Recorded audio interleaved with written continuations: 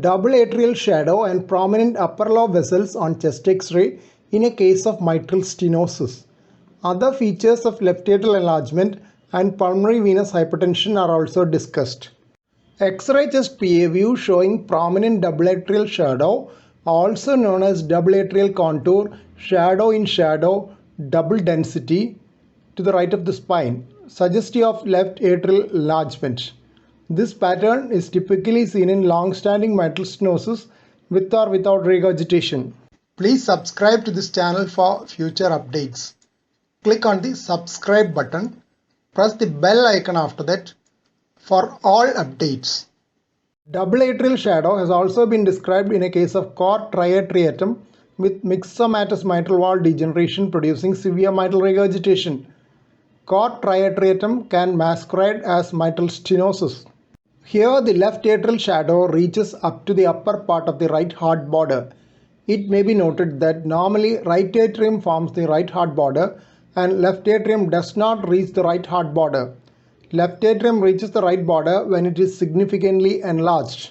Grossly enlarged left atrium when it is aneurysmal may even bulge further beyond the right atrium on the right heart border in PA view.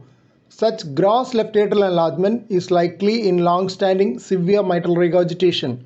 Another sign of left atrial enlargement on chest X-ray is elevation of left bronchus with widening of the tracheal bifurcation carinal angle. In this case, right border of the heart is significantly shifted to the right, indicating associated right atrial enlargement. Left atrial appendage is seen as a bulge along the middle region of the left border, third Mogel's sign.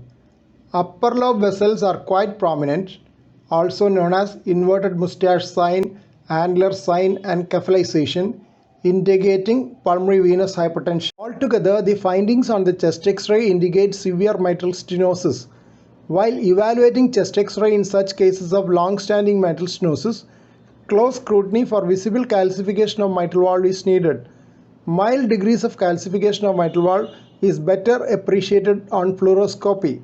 Here is another chest X-ray showing similar findings.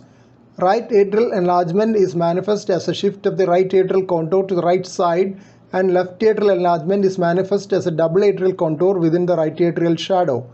Straightening of the left heart border and elevation of left bronchus are other features of left atrial enlargement on chest X-ray. Upper lobe vessels are prominent, suggesting a redistribution of pulmonary blood flow. Prominent descending aortic shadow can be seen behind the cardiac shadow to the left of the spine.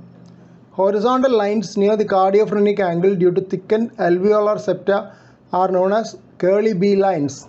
Chest X-ray showing curly's A, B and C lines has been illustrated in an article in NAGM reference number 7.